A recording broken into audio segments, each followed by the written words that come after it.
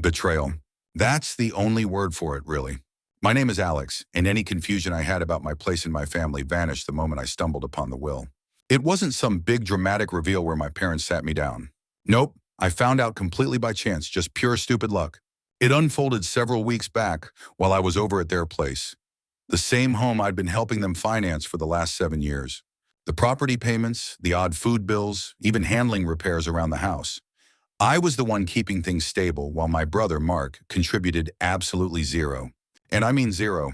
No career, no duties, just hanging around expecting life to serve him everything on a silver platter, a service my parents seemed thrilled to offer.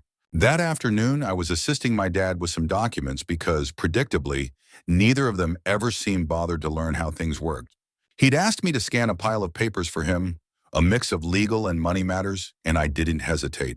Then I spotted it. A binder labeled Family Trust and Final Wishes, tucked right into the stack. Now, I'm not usually one to snoop, but my curiosity flared up. Considering I was the one ensuring they had a roof over their heads, wondering about their future plans didn't feel totally unreasonable. So I flipped it open. That's when the words hit me, making my stomach clench. Everything, absolutely everything, was designated for Mark. The home, their savings, all their assets. There wasn't a single specific mention of me, aside from some vague phrases about caring for both children equally. Right, equally. That must be why they arranged for their favorite son to inherit it all, while the son actually keeping them financially stable wasn't even a footnote. Unbelievable, I thought. I felt like such an idiot. Here I was, bending over backward for them, ensuring their payments were made on time, making sure they always had food, while they were quietly setting up a future that left me with nothing. And Mark? He wasn't just lazy, he acted entitled. He never pitched in, never gave a cent, yet somehow he'd persuaded them he deserved the whole pie. Maybe it was because he was the younger one. Maybe they'd always coddled him. Maybe he just knew precisely how to play them. Whatever the logic, their decision was made. I just sat there, staring at the document, my hands shaking with a blend of fury and hurt. How long had this been their plan? Did they always see me as just their free financial backup with no expectation of return? Did they ever truly value what I did for them? I don't know how long I sat frozen, but eventually, my dad noticed the scanner wasn't running. "Hey Alex, what's the holdup?" he asked, coming back into the study. I didn't try to hide the will. I just held it up, looking him straight in the eyes. "So this is it?" I asked, my voice disturbingly steady. "Everything goes to Mark after all I've done." My dad's face flashed pale. Then he just sighed, like I was a toddler having a meltdown. "Alex, it isn't what you think." "Really?" I retorted. "Because it seems perfectly clear from here. I've been covering your property payments, helping with food bills, fixing up the place while Mark does zilch, and you still decided he's the only one worth anything?" Dad shifted uncomfortably, but instead of offering a real explanation, he just mumbled, "It's complex." That was his defense. No sorry, no justification beyond those two empty words. Just a flimsy excuse and a hopeful look, like he expected me to let it go and resume my role as their walking wallet. I should have stormed out right then. But I wanted to hear it from both of them, so I called for my mom. When she entered and saw the binder in my hands, her response wasn't much better. She did seem slightly ashamed, but the words she spoke made my anger spike. "Alex, dear, you don't need the inheritance," she murmured gently, as if she was doing me some kind of favor. "You have a stable career, you're self-sufficient. Mark, well, he has difficulties. We just want to ensure he's looked after." Difficulties? I thought, or just zero motivation? That was the precise instant something inside me shattered. They weren't even trying to conceal it. They knew exactly what they were doing, and they thought it was perfectly reasonable. They'd spent years enabling Mark's idleness, and now they planned to reward him by giving him everything while I was dismissed like garbage. Taking a slow breath, I clenched my teeth and placed the will back on the desk. "Okay," I stated, my voice chillingly calm. "Good to know where I stand." Then I spun around and walked out of the house, ignoring their calls as the front door slammed shut behind me. They'd made their choice. Now I had to make mine. I didn't return to their place after that day. I stopped calling. I didn't check in. For the first time in ages, I let them manage their own damn messes. If something needed fixing, they could handle it. If they needed food, they could get to the store themselves. And crucially, when that property payment notice arrived, well, I wasn't the one paying it this time. The silence stretched for about 3 weeks. Initially, I suspect they thought I was just sulking and would come running back as usual. Maybe they figured I'd cool down and apologize for having the audacity to question their plans. But as the days trickled by without any contact from me, and more importantly, no money, you could almost sense their attitude changing. Then one afternoon, my phone vibrated. Dad texted, "The utility bills are due." Just that. No. "Hi. How are you?" No. "Sorry about what happened." No. "We value everything you've done." Simply a cold, business-like message. Like I was still the personal bank they could draw from at will. I stared at the message, almost chuckling at their predictability. Did they really think they could just demand funds like nothing occurred? That I'd keep being their financial safety net after they showed me I was expendable? I calmly typed back, "I'm sure Mark can sort it out since the place is his anyway." It took precisely 5 minutes for my mom to call. I ignored it. Another text followed. Mom texted, "Alex, please don't act like this. We need to discuss things." Oh, now they wanted to talk? Now that their bills were mounting and the real world was finally hitting them? I waited an hour before replying, "Nothing to discuss. You picked your path. Now live with it." I assumed that would settle it for the day. I'd made my position perfectly clear, and not one shred of guilt lingered. But then Mark decided to jump in. His text arrived late that evening. The moment his name appeared, I braced myself for something irritating. Sure enough, opening it revealed pure entitlement. Mark texted, "Man, why are you being so dramatic? It's no big deal. Just help them out like always." I almost burst out laughing. "No big deal?" He truly acted like I had zero right to be upset. I texted back, "Nope. I think you have it handled since you're the favorite son." Mark texted, "OMG, are you actually mad about the will? Get over it, man. It's only money." Oh, now it was only money. Now that it was his to inherit, it suddenly wasn't important? The hypocrisy was breathtaking. I shot back, "Then you won't mind using some of that inheritance money for the property payments, right?" Crickets. A few minutes later, Mom texted again, this time shifting into full guilt trip mode. Mom texted, "Alex, we're your parents. Families support each other. We did so much for you growing up, and now you're abandoning us?" I had to breathe deeply to prevent myself from hurling my phone. Abandoning them? I'd spent years ensuring they never struggled, all while they pampered Mark and praised his laziness. And now that they finally faced the results of their own choices, I was the villain? I wasn't buying it. "Not again." I responded, "You made it clear I wasn't family when you cut me from the will. Mark can support you now." I could practically hear my mom's dramatic gasp. She always excelled at playing the victim, even when she was clearly wrong. Minutes later, Dad sent another text, and this one made me furious. Dad texted, "We aren't asking for a lot. Just enough for the property payments for a few months until we sort things out. Don't be selfish." Selfish? The word ignited my anger. I'd bailed them out for years, sacrificing my own funds, time, and energy to ease their lives. I'd done everything a responsible son should. And their repayment? Ensuring I received nothing. And now when I finally stood up for myself, I was selfish? Jaw tight, I took another deep breath and typed, "No, I'm done." Then I switched off my phone. They made their decision. Now they'd deal with it. The quiet held for a day. I knew my parents wouldn't surrender easily, but the next move surprised me. The following morning, I woke to a notification, a money transfer request. Frowning, I unlocked my phone. It was from my mom. She had actually sent a request for funds like I was some cash machine. The sum? $4,200. I stared, half laughing at the sheer nerve. No note, no reason. Just a cold, brazen demand for the precise amount needed for their overdue property payments.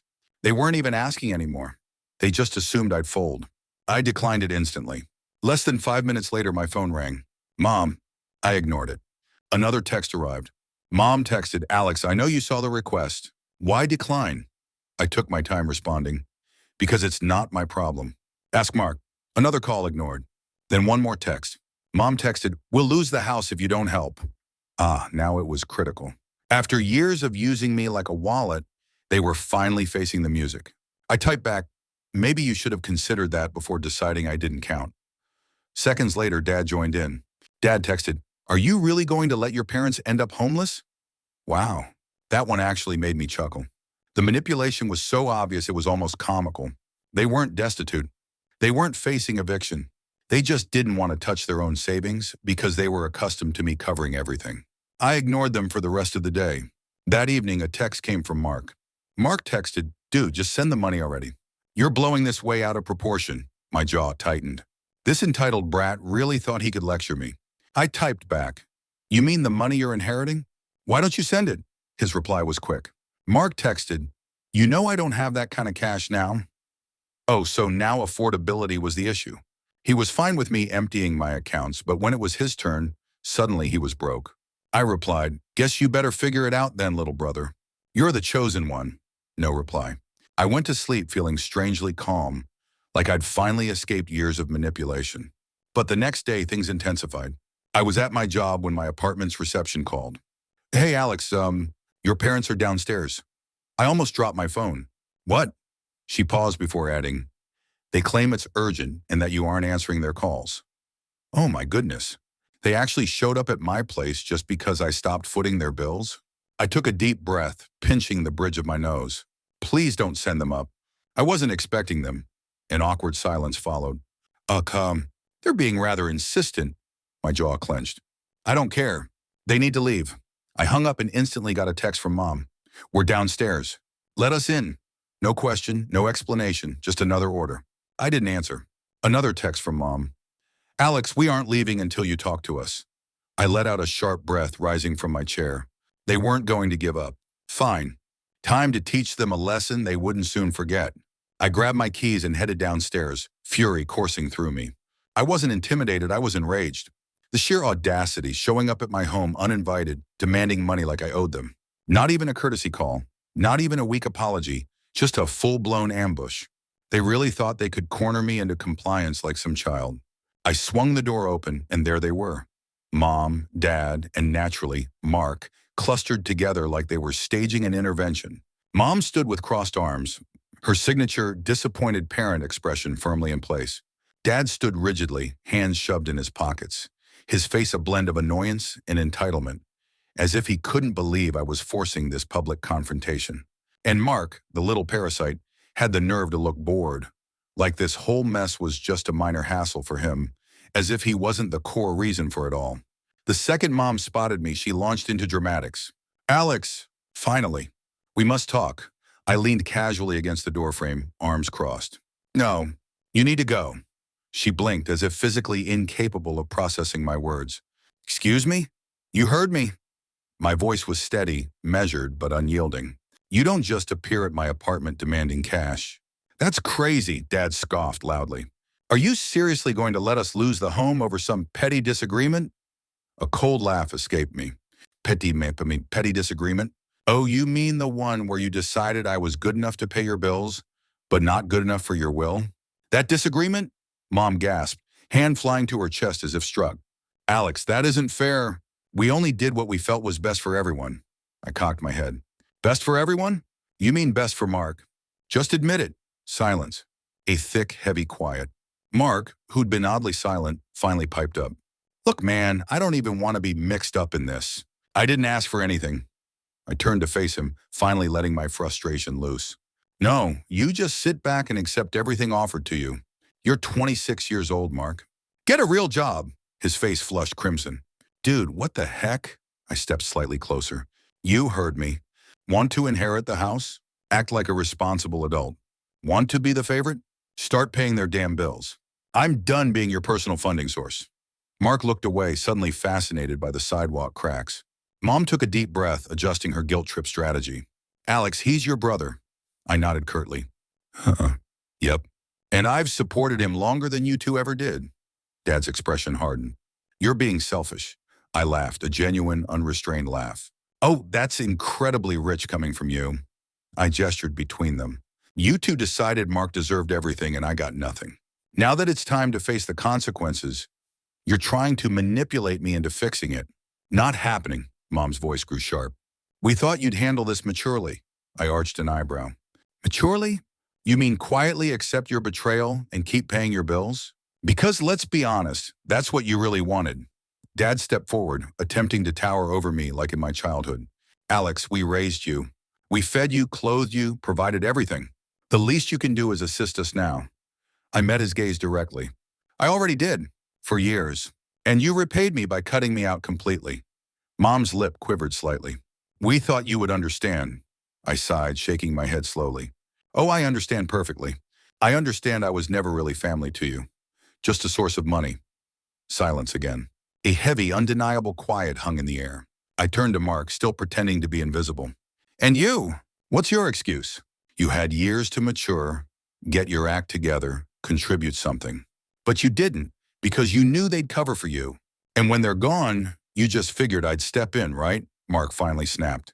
What do you want me to say, man? I didn't ask for any of this. I nodded slowly. Correct. You didn't ask. You just benefited. His mouth opened, then snapped shut. Nothing. He had absolutely nothing to say. Mom attempted one final guilt maneuver. Alex, we're family. Family helps each other. I stared at her for a long moment before replying, exactly. So why didn't you help me? She froze. No retort, no comeback. Nothing. Letting out a slow breath, I felt lighter than I had in ages. We're finished here. I turned and walked back inside, shutting the door firmly behind me. Before I even reached my sofa, my phone buzzed. A new text from Dad. Wow. After all we did for you, you're truly going to abandon us. I smirked, typing back. No. You abandoned me. I'm just finally acknowledging it. I hit send. Then I blocked their numbers. But I had no clue that blocking them was only going to escalate things. It didn't take long for the situation to spiral. Less than 24 hours after I blocked them, I started seeing posts on ConnectSphere. My parents weren't the most online savvy, but they definitely knew how to broadcast their complaints, especially when feeling wronged. Initially, I dismissed it as my parents being overly dramatic. That was their typical strategy, airing family issues publicly. But the more I scrolled through their profiles, the more I saw this wasn't just about me cutting off financial aid. The posts were framed as family devotion, but they were clearly digs at me. Mom had shared something about how she didn't raise her child to be so selfish, and how real families help each other unconditionally. A couple of her friends commented about how I was a letdown and disconnected from what truly matters. Then Dad added his perspective. So-called family should never abandon you when you need them most. We gave our kids everything, and this is the thanks we get. My son, who should be supporting us in our later years, has chosen to desert us. He mentioned me by name, adding a passive-aggressive, hope you're content at the end. But the real blow came from Mark. I should have anticipated he'd join the fray. He shared a post filled with lies. Some people think family is only about money. They don't grasp that family is about love and sacrifice. I'd do anything for my parents, but some people just don't get it. They're too self-absorbed to see that true love means helping those who raised you. He even included a veiled jab. I wish some people could learn the real meaning of family. I love my parents and appreciate all they've done. That did it. That was my breaking point. I stared at the screen, utterly stunned. How did it reach this stage? They twisted the whole narrative, painting me as the villain. The selfish son refusing to support his sacrificing parents. The son ungrateful for years of love. How could they? I'd always been the responsible one, the contributor, the one who never complained. I had to accept that somehow they'd convinced themselves they were right, and now they were telling the world I was the issue. I resisted reacting immediately. I stepped back, gathered my thoughts, and waited several hours. I wanted to ensure I wasn't acting purely out of anger. But the more I considered it, the more I knew I couldn't let them slander me like this. If they intended to drag my reputation through the mud, I would set the record straight. So I picked up my phone and began typing. I opened my own ConnectSphere profile, the one for actual friends and supportive family, and posted a detailed update. I wasn't interested in their games. I didn't want to get caught in petty arguments. I simply wanted to share the truth. Here's what I posted. I know I've been silent lately, but I can't stay quiet anymore. My family has been posting things online about me that are simply false. They've painted me as the bad guy, the selfish one, refusing to help my parents when they needed. I need to clarify things. I've always supported my family. Since I first started working, I've helped with payments, bought groceries, and assisted them however I could. But there's a limit to giving without receiving respect. Over the years, I watched my parents favor Mark, giving him everything. The house, money, attention. Meanwhile, I was expected to keep giving, never being treated as an equal. Some reading this might think, well, that's just family. But the reality is, family should involve give and take. When I discovered my parents left everything to Mark in their will, I realized how unbalanced this relationship truly was. They didn't consider me at all. They've shown me I'm just the reliable one for rough patches, not someone they actually want around unless it benefits them. For years, I funded their lifestyle. I paid for trips, helped with bills, even covered things like property taxes. For what? To be treated like a backup option. I'm finished. I'm not just a wallet they can withdraw from anytime. I'm a person deserving respect. I've earned the right to feel like I matter, not just when they need something. As for Mark, it's time he grew up. He's 26 and hasn't held a steady job. He's never taken responsibility. My parents enabled him for so long, it's no wonder he's favored. But here's the truth. He's had ample time to get his life sorted, and now he needs to stand on his own. To everyone following this drama and backing my parents, please understand there are always two sides. Yes, family is vital, but so is mutual respect. I've given more than enough, and I won't apologize for stepping back. This isn't me abandoning family. This is me finally choosing myself. And to my parents, I wish you well, but I am done being your doormat. I hit publish and instantly felt a wave of relief. For the first time, I was sharing the real story about my family, how they took advantage of me, how they expected me to rescue them without considering my needs. I refused to let their narrative dictate my life any longer. The feedback was immediate. People I hadn't spoken to in years reached out with support. Some cousins, friends of my parents, even distant relatives liked the post, sending private messages expressing sympathy for what I'd endured. It felt liberating to finally have the truth known, free from guilt trips and manipulation. But then came the fallout. My parents and Mark were furious. Mark messaged me, "You're a traitor. You really aired our private issues like this? You have zero respect for family." Dad called, nearly shouting, "You've wrecked everything, Alex. You'll regret this. You'll regret cutting us off. You'll regret abandoning your own family." But I didn't regret it. Not one bit. I blocked them all again. I was finished. And for the first time ever, I felt free. Free from the toxic hold they'd maintained for so long.